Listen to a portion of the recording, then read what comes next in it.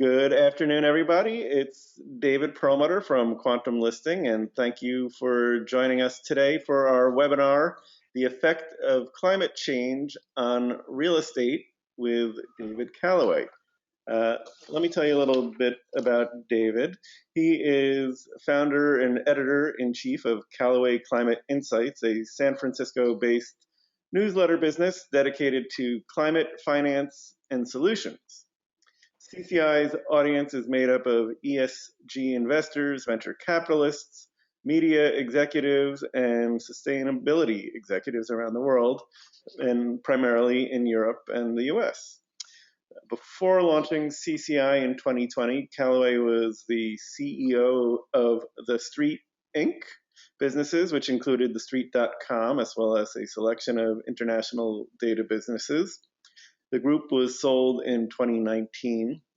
And before that, David was editor-in-chief of USA Today for 4 years, based in Washington, and he turned the 30-year-old newspaper into a modern digital news organization with more than 100 million unique visitors a month. I would like 100 million unique visitors a month for Quantum Listing, so maybe, David, you can share your secrets with me. Before that, he was editor-in-chief of MarketWatch and its predecessor, CBS MarketWatch, which was sold to Dow Jones in 2005. And David has also worked as a foreign correspondent for Bloomberg and as a newspaper reporter and columnist in Boston.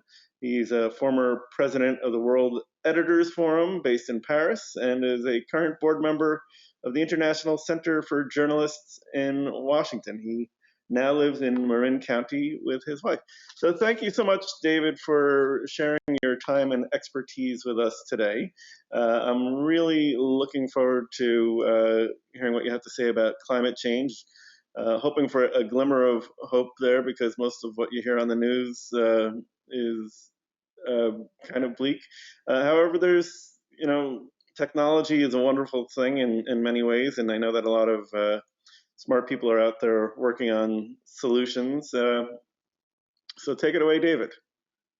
Well, thank you, David, for having me, and thanks to Quantum, and hello everybody that's listening in now or listening in on tape later. It's fabulous to be here.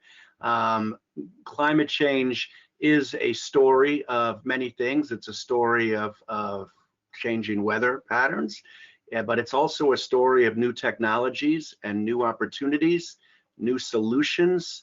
It is a story of migration, and it is a story of economics and finance beneath all of those. And that's why I believe, it's really a major story for the real estate industry, and one that everyone needs to get up on. People think of climate change as an issue for, say, the energy industry, the fossil fuel companies and the grids and stuff that have to update themselves to handle these storms that we've been getting. Or transportation, what are the airlines going to do? What about electric vehicles? But real estate will see a major impact. In the 35 years that I've been a journalist, working from newspapers to wire services, Bloomberg in Europe, to digital media, back to newspapers and digital media at USA Today, and then onto the street. Climate change has gone from almost no coverage to simply media coverage about politics, i.e. denial versus existence, whether you can believe the scientists, suddenly to dramatic weather coverage that we've started to see, and now to really where it hits home, which is the economic coverage, and whether the changes we will see to climate based on what we've done to the atmosphere in just the 35 years since I've been a working journalist, will cause dramatic changes to the way we live and or a systemic financial crisis, like we saw a decade ago with the banking and mortgage crisis. The big goals for the nations of the world, just to rehash real quickly, are to prevent climate change and rising temperatures globally from going much above their pre-industrial levels, say back to 1900. And the target that was set 6 years ago at the Paris COP meeting, Conference of the Parties, was 1.5 degrees Celsius. Currently, as of today, we're about 1.1 degree Celsius above those temperatures. So in the next 5 or 6 years, we're going to start to bump up against them, against that target.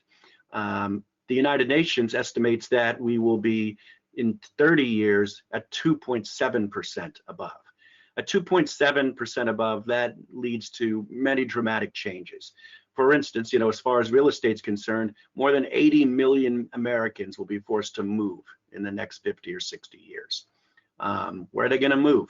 What are going to be the hot markets? What are going to be the losing markets? All of that integral to the real estate industry going forward. The disasters we could see are manifold. We hear about rising seas, imperiling coastlines in places like Miami, New York City, Boston, any seaport along the East Coast, and a lot on the West Coast and in the Gulf of Mexico. Lots of threats there. Inland, it's not much better. Here in California, we've been experiencing huge and painful wildfires, threatening mountain homes and hard to access places where people went for beauty and nature and paid millions of dollars for their homes. No protection against these wildfires. Not just in California, but in places like Greece, Spain, Russia, Siberia, Portugal. It's a worldwide phenomenon. Extreme heat will end up causing the migration of hundreds of millions of people, not just in Africa or South America or in Asia, but here in the US, where places like Phoenix, which are seeing an influx of residents even today, as the temperatures average over 100 degrees for more than 120 days a year, people are soon, that's going to be uninhabitable in 30 or 40 years, I believe. Where are these people going to go? California has the wildfires, East Coast has the rising seas. Some have suggested that Duluth, Minnesota could be the new hotspot for real estate in the country because its temperatures will cool 20 degrees over the next 30 or 40 years. We'll see about that. When I was editor of USA Today and we started doing climate series about 8 or 9 years ago, there was a particularly harsh hurricane that came through. I think it might have been the Sandy hurricane that devastated New York and New Jersey. At the same time, there was some tornadoes going on in Oklahoma and wildfires in California. And so I asked our editor, I said, let's do a story. Let's find the safest place in America from natural disaster. Is there anywhere that has no hurricanes, no earthquakes, no wildfire, blah, blah, blah. And they came up with Salt Lake City. Apparently Salt Lake City, the Mormons had it right when they settled it 200 years ago. That's the place which is the safest. So Duluth, Minnesota, Salt Lake City, those are your hot markets. A lot of states are going to see water shortages, drought. We've seen that in California already. We've been on water rationing for more than 7 months now. We've thankfully just got a few rains in the last couple of weeks, but even that is nowhere near what we need just to get back to average. As water shortages become acute, we'll start to see more migration, people moving to places where water is more abundant. Start to see the securitization of water markets. We've already started to see that. The emerging global energy crisis that we're seeing this winter in places like the UK and India and China is causing a backlash against climate science and the folks who have been advocating for renewable energy, Joe Biden, President Biden among them. People are saying there's not enough renewable energy to protect us. We're going to need more oil, more gas, more coal, just to satisfy our demanding energy needs, especially as our economies come out of COVID. And so this is causing the first kind of real climate backlash against the science crowd and the solutions crowd that's trying to come up with ideas to prevent things from getting worse. And it's not going to be the last. Climate is about opportunity. In some ways, it's about sacrifice. In my belief, it has to be more opportunity than sacrifice for us to turn the corner. But there will be some sacrifice, and that sacrifice will come with repercussions. and people will fight back. So, what does this mean for the real estate industry specifically, other than some markets becoming hot and some markets becoming less so? Higher flood insurance costs, for sure. Higher fire insurance costs, for sure. Here in California, we carry all those costs, including earthquake insurance. Insurers here and in some other markets in the US have started to pull out of insuring home listings and businesses in areas that they consider vulnerable to wildfires or flooding. That leaves the home buyer in a particularly difficult situation, as most mortgages are tied to having to have insurance. So what do you do when your insurance company says, sorry, you're dumped? Here in California, the state has set up a insurer of last resort, which only has a finite amount of money, which is quickly being depleted. And so this is a crisis that's going to affect home buyers, business buyers, property buyers really soon. And it's going to be something that the industry is going to have to figure out in tandem with the banking industry and the mortgage industry. We're starting to see what they call stranded assets. The term was coined years ago to refer to oil wells and production plants that will no longer be necessary, oil that will remain in the ground or coal that will remain in the mines. What about the owners of those properties? What's going to happen if they can no longer monetize them? But now stranded assets is expanding into the real estate industry. About 10 miles from me is a beautiful little beach area called Stinson Beach, which has a kind of half crescent moon shaped gorgeous beach and beautiful homes just up the beach overlooking the Pacific Ocean. Some of those homes have already been told by the state that they won't be insured going forward because of rising seas. Those homeowners are now stuck with what potentially could be a depreciating asset over the next 20 years. Folks in the Florida Keys are seeing the same thing, and it's going to become more common. As insurers and banks get their heads around where this is going to go, we'll start to see new regulations, which will come with costs.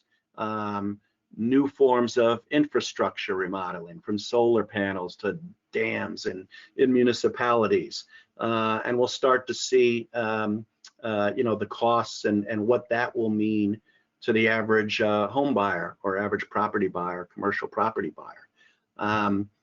Building regulations will change.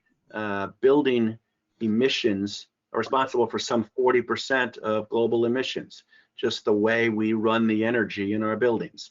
So how is that going to change? Well, there's going to be retrofits, cooling technologies, new water regulations. All of that will impact the cost of a building project and a real estate project. The systemic financial risk to mortgage rates of some of these properties and these loans going bad is something that banks are very much trying to figure out. All of this is coming. We're now seeing retrofitting to hospitals, schools, and office buildings and homes will soon come. This is to say nothing of things like grid access, charging stations for electric vehicles, self-generators. I lost power just last week during a storm. Thankfully, we have a generator we could get started. Water recycling technology, and really in particular, new cooling technologies. There's a lot of stocks out there, maybe some of you are following them, that are investing in these technologies, and they do represent some of the best opportunities, I think, in the market going forward over the next 10 years or so. Future of cities will become even more important. People will continue the trend towards moving to urban areas, but that will require transportation innovations, bikes, electric bikes, public transportation, free public transportation. That will also dictate where and how we live. Real estate investors will require government subsidies and tax breaks, more infrastructure investing, plans like the president's infrastructure plan, which is stalled in Congress right now. And with this will come a whole new cottage industry of data, AI, and technology, which will help real estate investors, will help banks, will help insurers determine what the future of their assets are. I'll give you one that I particularly like. It's a London-based company called Cervest, C-E-R-V-E-S-T, and they're about to launch in the next month or two a very cool data product which can identify any address on the planet and tell you, using weather and geodata, how that specific address has been affected going back 40 years to 1980, and how it will be affected going up 40 years to 2061. That I predict will become a very useful and ubiquitous data point for insurers and banks going forward. Obviously, it's using data to predict how the weather and climate will react, but that data gets better all the time. And so with that increase in data, and with the increase in some of the solutions we're seeing, and with the focus, particularly in the financial industry, on getting our heads around things like climate risk disclosure and new technologies, I tend to see the climate story as not just a story of desperation and migration and horrid natural disasters going forward, but as a story of technology and opportunity, helping humanity not only survive but adapt, which is something we're going to have to do. Senator John Kerry, who's the current and first, as I believe, climate czar in the US, who's over in Glasgow right now at COP26, has said, somewhat optimistically that that half of the technologies that are going to help save us from climate change haven't been invented yet. Probably takes my optimism to a bit of extreme, but I think from what I see in the pipeline, that we're starting to see things that are going to really move things forward in ways that we can't imagine. Things like carbon reduction technologies and water technology, water distribution technologies, carbon storage, battery technologies, the likes of which we've never seen before. So I'm hopeful. I decided after a long career as a journalist and a reporter and a columnist and a foreign correspondent and a managing editor, then an editor, and then a CEO, that I wanted to do something different and something where I could use my reporting talents and writing ambitions. And so I said, what's going to be the best story for a journalist to cover over the next 20 years of my life? And I focused on climate change about 2 years ago, and it's been a wild ride, and it's going to continue to be a wild ride. So I think I thank you guys for letting me talk to you about my thoughts about it, and I'm sure that we will be talking about it for many years to come. And so, David, if you want to ask a couple questions now, or throw it open to anybody else who's got questions. Josh, I see you out there, a couple others. Happy to discuss with you. Good. So yeah, I mean, so first of all, I want to thank you for that grain of optimism about the technology which got us into this mess in the first place is going to get us out of this mess. It is nice to hear that there might be some light at the end of the tunnel. The 24-hour news cycle often demands that you hear the bad news and not necessarily the good news.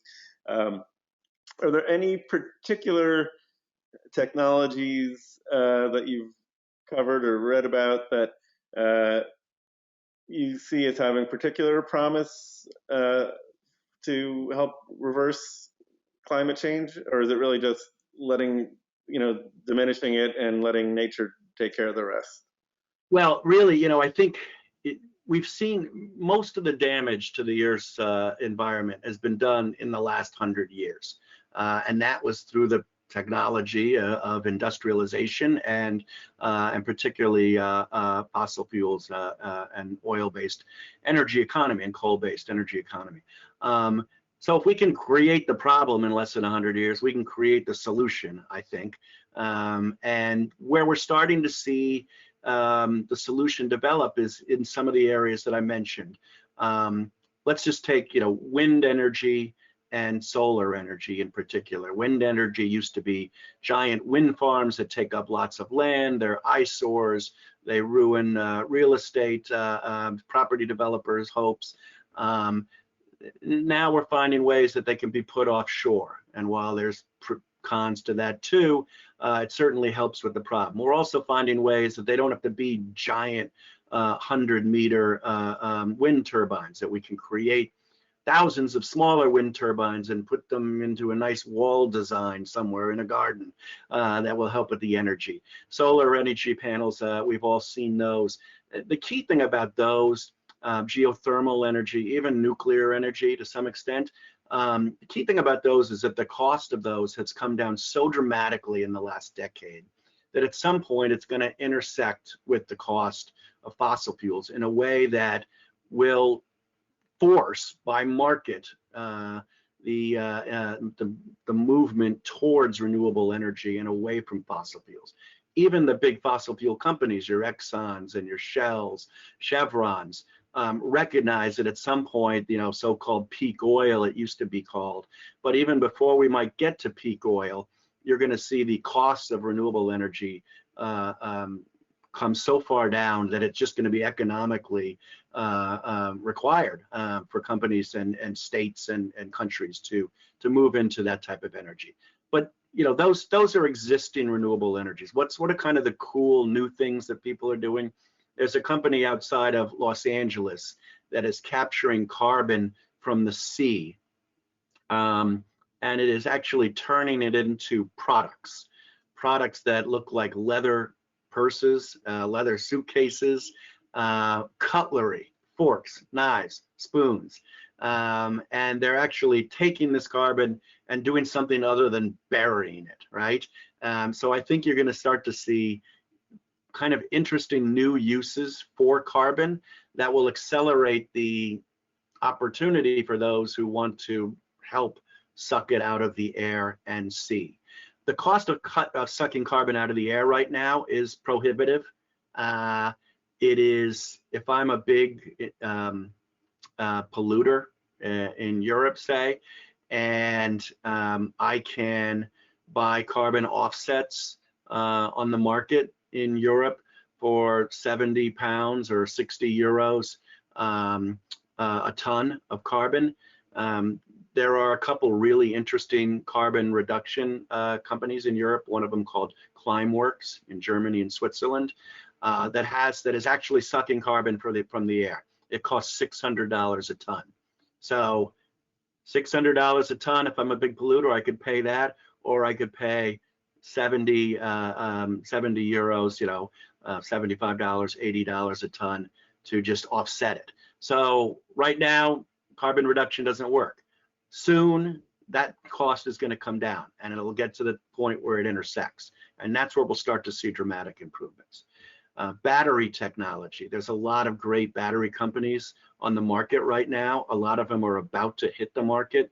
One that went public through a SPAC last year called QuantumScape is attracting particular attention, and they're coming up with new ways to generate energy, long-lasting and easy to store energy in ways that will help solve the dilemma we now have for electric vehicles, for instance, which is, what do I do when my 200 miles is up and I don't know where I can get my vehicle charged, right? I think at some point we're all debating how to make money on electric charging stations for vehicles.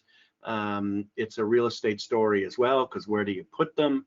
And nobody has really figured out how to make money on them yet. There's a few stocks out there, but they're not really killing it just yet.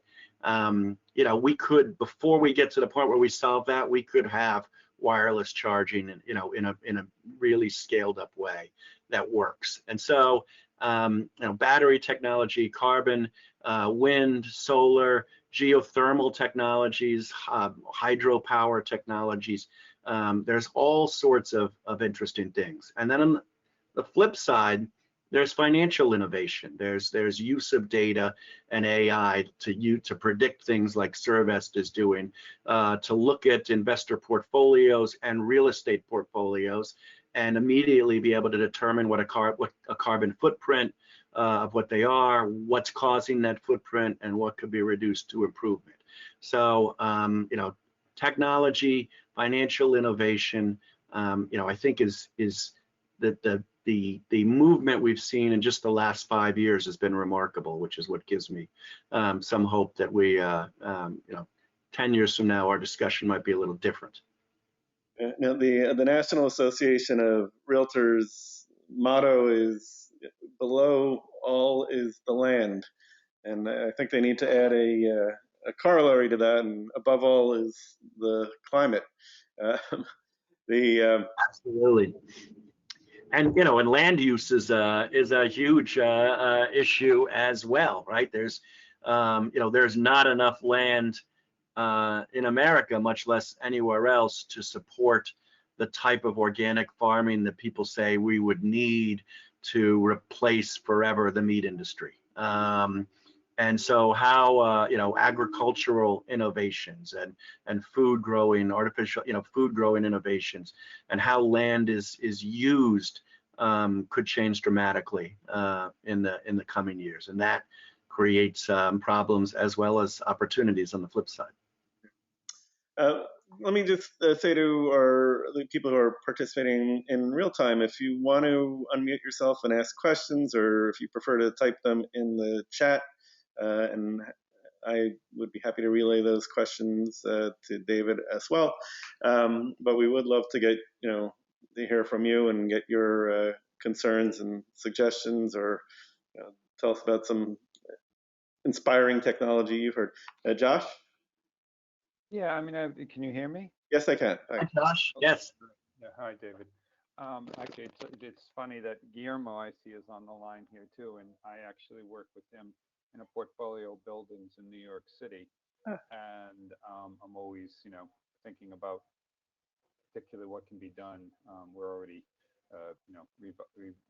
going through the buildings for LED from traditional lighting, and making some improvements in that manner. We're thinking about air conditioning on the buildings now are primarily window air conditioners, but it's time to think about it with like heat pumps and so forth. What sort of technologies would you, do you have any thoughts about in older buildings that were built, in the 20s and 30s, that are brick and mortar buildings that are, what kind of time? I'm thinking offhand just that they have big roofs, that 6,000-7,000 square foot roofs that might be utilized. Yeah, I mean, I think Josh, that it's gonna be. What's your thoughts on that, David? I think as these buildings start to turn over, there's going to be, you're going to have to look at folks in your position who are running the portfolios of buildings. You're going to have to look at flood maps, obviously, in New York. The cooling situation, not just New York, but in every city, is going to become a big deal, because as the world heats up and some of these cities, Phoenix, like I said, for instance, get hotter and hotter, demand for air conditioning is going to soar. Air conditioners cause a huge amount of carbon emissions.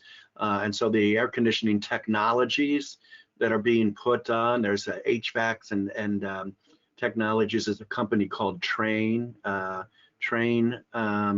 Industries, or Train Associates, TRANE, which is doing a lot of interesting things. Hannon Armstrong, another company, its ticker is HASI, invests in climate solutions, and they've got a ton of industrial solutions tied to building efficiency. And so those are some of the things you're going to need to be looking at. I mean, in New York in particular, you've got a combination of rising heat and dramatically increased rainfall. So some of the storm damage that we saw several weeks ago with the subways and stuff, that's older buildings are going to need to, look at how they're prepared for that. And so that raises the cost. It also raises the cost of sale, obviously, and something, that needs to be weighed against the opportunity of the building. Some old buildings actually are in better shape to withstand climate change than others, and some actually are in very good shape. Others might need to be completely and need to come down and be redone. So it's real estate and real estate portfolios are a major touch point here. And I know from my travels in Israel and Europe, and even in office buildings in New York, you need to have lights that that are on a motion detector in a lot of buildings, so that if nobody is occupying space, the lights aren't just staying on infinitely. So that's a great thing. And then I remember as a kid seeing in Israel water tanks on roofs in Israel where and the purpose wasn't just to hold the water but also to heat the water so that you didn't have to burn fossil fuels to give you hot water. Another, I guess, other technology that I've read about, I don't think I've seen it implemented in New York yet, but I keep on reading about different types of glass for towers that are being developed that will help mitigate energy demand by well, first there'll be some solar glass so that you can generate energy from the skin of your building, but also that you'll reduce the heat load within the building, so you'll require less cooling. I've read about carbon capturing concrete. I mean, there's all sorts of ideas out there that are being floated and tested, and hopefully the ones that work will get rolled out. But there's certainly a lot of room for opportunity with. Yeah, I grew up in New York City, and I go there often. My daughter now lives there, and the difference in the buildings and their efficiency and the way they use energy has changed dramatically since the 70s when I was growing up there. We didn't even get into concrete, which is a major cause of carbon emissions, and there's lots of companies that are working, particularly up a couple in Canada that are working to create new ways to develop concrete, which will not have release carbon into the atmosphere. But Josh, I think if I'm in your position, in addition to looking for new technologies, I'm kind of looking now over the next 10 years over energy and water security and how my properties can be prepared for prolonged outages in water delivery or energy delivery based on some of the grid failures that we've seen in California and Houston over the winter, and that are becoming more and more common. A lot of the challenge and opportunity is going to be tied to the electric grid. And as we transition it from using coal power and oil and gas to using renewable energy, I think you're going to start to see a much more decentralized grid where some grids are better than others. And in particular, the big benefits of premium properties are going to become, how they have their energy set up in case of grid failure. And so that's one big thing that is certainly worthy of more study. You have another question, Josh? No? Okay.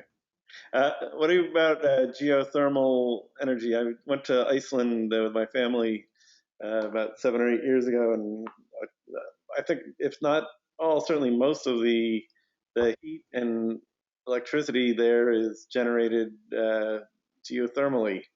I mean, it is on a fault line, where the continents meet, so there is, I guess, plenty of friction to create, that kind of heat. But, do you think that's viable for, Joe Everyman, or is that something that's really it's too cost intensive? Well, it's very cost intensive, which is, David, one of the reasons that there hasn't been a lot invested in it.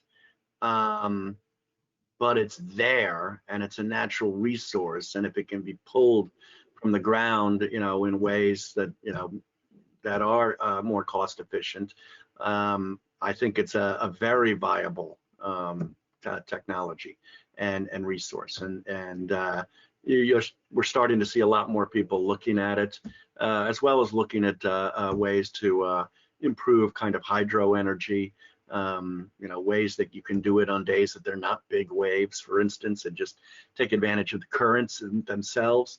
And then the big question is nuclear energy, right? We kind of all turned our backs on nuclear, at least in the US in the 70s. There's still some plants running, including one here in California. But a lot of folks on the renewable energy side disdain nuclear because it's dangerous, they say. And it's almost impossible to see how to get to the point where we can replace oil and coal and gas without nuclear and geothermal. So I think a lot more debate on that going forward. Well, one of the things that I've read about, as one of the issues to be solved with wind and solar energy is, what happens when it's dark out and the wind isn't blowing. How do you provide energy under those circumstances? And the answer is batteries, but I don't think anybody's got a battery technology sufficient to, light up New York City, for instance, at this point. Right. Well, also, storage of wind and solar energy needs to improve dramatically. And we can, at the moment, a lot of folks here in California use solar energy, and they've got more energy than they can use. And the deal is they're supposed to be able to supply it to the grid, and the grid is still taking so much oil and gas that it doesn't need that much, so it's going wasted. So finding ways to store that energy going forward, so when it's light and not windy, it can be used, is a huge technological opportunity. Have you seen any mass scale battery technologies that you think are promising? Well, like I said, I like that one at QuantumScape. What they're putting together is really interesting. I have a friend who's now running a company in the UK that has been able to create battery technology within something the size of a brick, and renewable battery technology. And their idea is that they're going to lay a bunch of bricks out, and so that every home and building will have its own power plant. That's an interesting one. But I think that and things that Tesla's doing, and some of the auto companies that are getting into electric vehicles, Ford made a major investment into battery technology, GM same. I think battery technology is going to move like chip technology. In the space of 20 years, we won't even recognize, how fast it's become compared to what we have now. Remember when all of our, when all the computer processing capabilities of America were less than that of one of our iPhones, right? That wasn't so long ago. It's true. So what about, government? I know, the COP26 summit is, in the news now. Have you seen, which countries do you think are doing a good job of addressing climate change? And are there particular solutions that you think other countries should be adopting? Well, you can go all day on that, David. We have a couple people over at COP26. I was going to go myself, but the COVID restrictions and the costs were just out of control. So we sent some of our journalists who live in Europe. You know, the government, the geopolitical climate situation is not as optimistic as the business and climate finance industry that's developing. You've got still have some essentially bad actors on stage. A lot of the good ones are in Europe. They're making more regulations. They're doing more with renewable energy. You've got places like Australia, you know, where the government is against doing anything that it hurts its coal mines.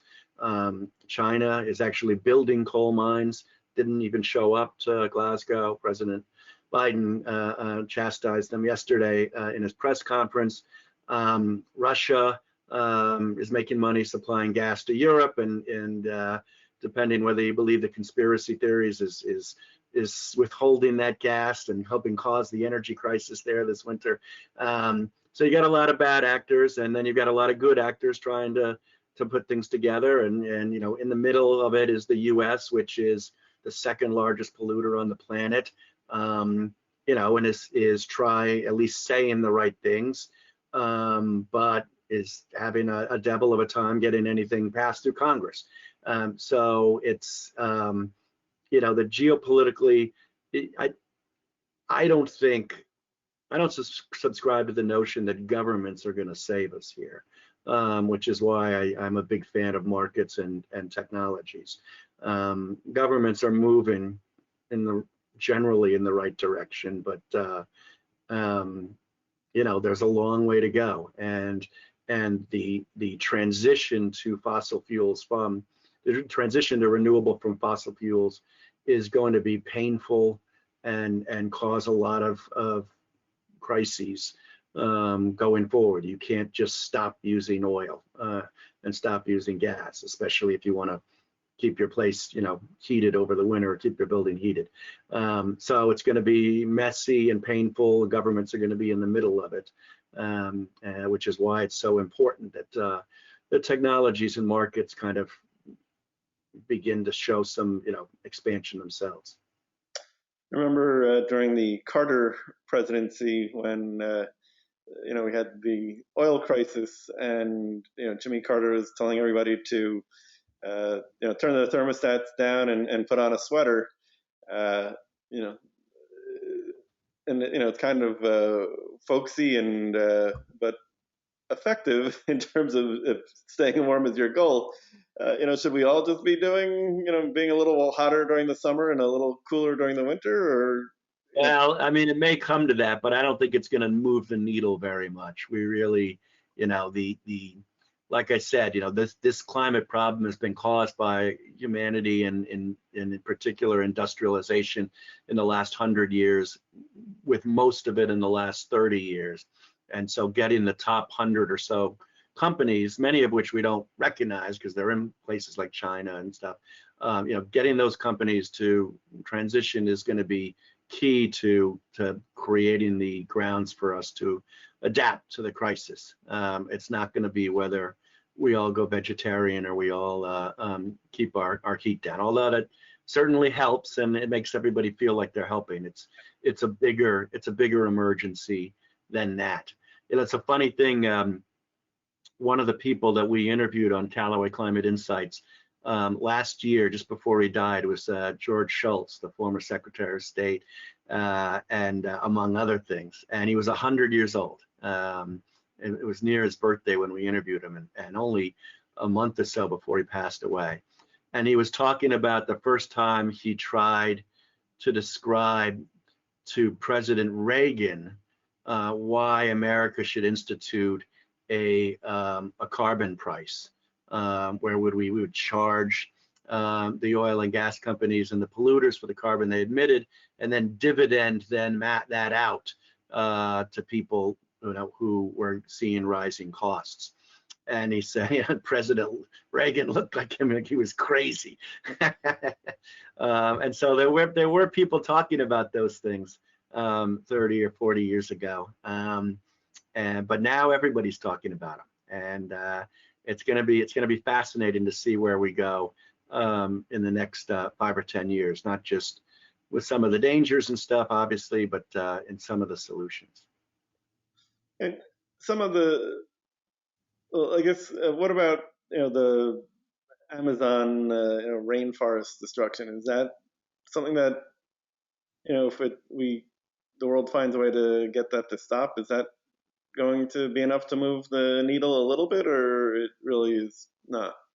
I think it certainly would move the needle. I mean, it's moving the needle in the wrong way. Last year, in 2020, the Amazon basin became a net emitter of carbon versus a net reducer of carbon. In other words, it had operated through all of history as a carbon sink, with the trees sucking the carbon from the air, and the devastation that deforestation has caused with the gold miners and developers and stuff has turned it into a net emitter. So that's, it's a dramatic climate emergency, what's going on down there.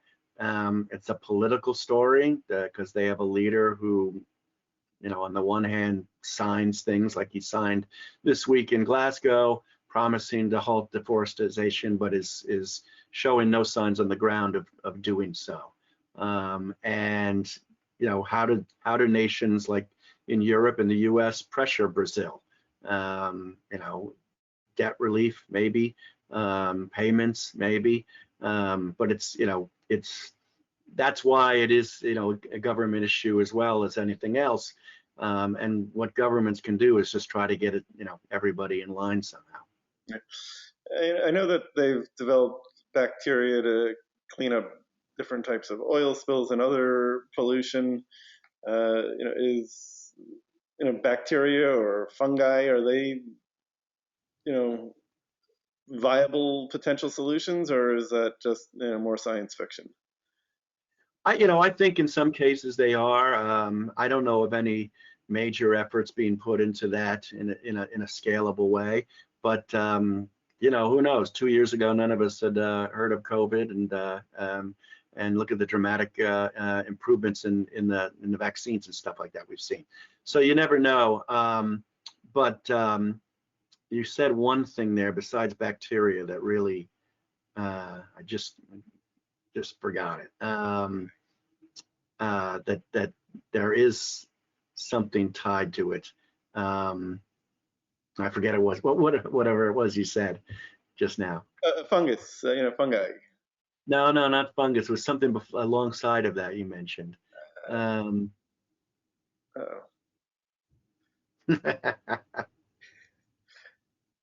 Anyway, I think there's, that is, we want to pursue as many technologies as possible, and that's certainly one to pursue. But the cleaning up the oil. Oh, I know what I was going to say. One of the things that the governments did this week was sign a methane pledge, and Biden is going to try to push this through the EPA. Supreme Court's going to listen, going to hear arguments. We'll see what happens there. But a lot of these plants are firing methane, dangerous methane, into the air. There is technologies to find those methane flares and get them put out. And that's an opportunity, I think, where governments made some advance this week, and we'll see how that goes. When we were talking before, there are two things related to cows. One, I had heard something that there's people experimenting with new diets for cows that would reduce their methane emissions. And the second was, I just read about this morning about how a lot of everybody thinks cow farts are the only source of, bovine methane, but apparently cow urine also is, and that they're now trying to, in a couple of experiments, trying to train cows to go to a bathroom go to the bathroom where the urine is, taken and then treated so that it doesn't release methane. I guess every little bit helps, and this is probably something that's going to be a Rube Goldberg machine to solve the problem rather than any single solution. Yeah, I look at some of that. I think those poor cows. Is there no indignity we won't subject them to? I've seen cows wearing masks to prevent them from burping and filter the carbon from their burps and all sorts of things with their farts and their urine and their food, with putting seaweed in their food and stuff. In addition to killing them, it's crazy what the cows are doing. But the methane that's coming from them is real, and barnyard animals in general. And it's been interesting to see some of these alternate meat companies not only become, somewhat normal in our menus and stuff, but become darlings on Wall Street for what they're doing. So I think we'll start to see more of that going forward. Yeah, no, it's well, the future is always interesting thing to predict, and hopefully it'll be pleasant to live through the future rather than uncomfortable or worse. Do you have something, an optimistic note to leave us with here, David? Sure. 14 years ago, we were all using mobile phones, not taking pictures with them. And the Apple iPhone came out and changed history. It changed the trajectory of Apple as a company. It changed the wireless technology. It created cultural things like iPhone movies and social media opportunities and challenges. It changed the way we watch TV. It changed the way we work. It changed the way we travel.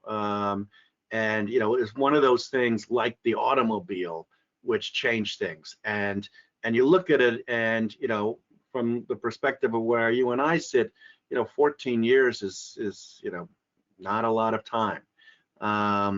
And so that's why we're seeing these countries and companies make these net zero pledges for 2050, 2060, 2070, as many as 50 years away. We have no idea what things are going to be like in 2070. We also don't have much of an idea what things are going to be like in 2035, and whether these new technologies can come and change the world the way Steve Jobs did with the iPhone, the way that personal computers did. Even in my business career, I've seen personal computers go from nothing to on every single person's desk around the world. So there's a lot, just looking at the way technology has impacted us, there's a lot to be hopeful that answers are coming sooner than we might imagine. And so with that, I'll leave you with definitely wear the sweater and turn your thermostat down, but be hopeful, because I think there's some things coming to help that we don't see yet. Well, thank you very much, David. This is really a great conversation, and certainly an important one. Everything really depends on climate. Some of the candidates that said climate is not an important issue; it's the only issue. And in the long run, that probably is an accurate assessment. And it's nice to know that there's a lot of good brains working to convince people that it is a problem, and follow up with creating solutions and sharing them. So. Well, I've enjoyed it, David. Thank you very much for having me, and Josh for your question, and everybody else who's on and who will watch this later. Yeah. Thank you very much, everybody. I appreciate you giving us some of your time today. Thank you. Bye-bye. Bye-bye.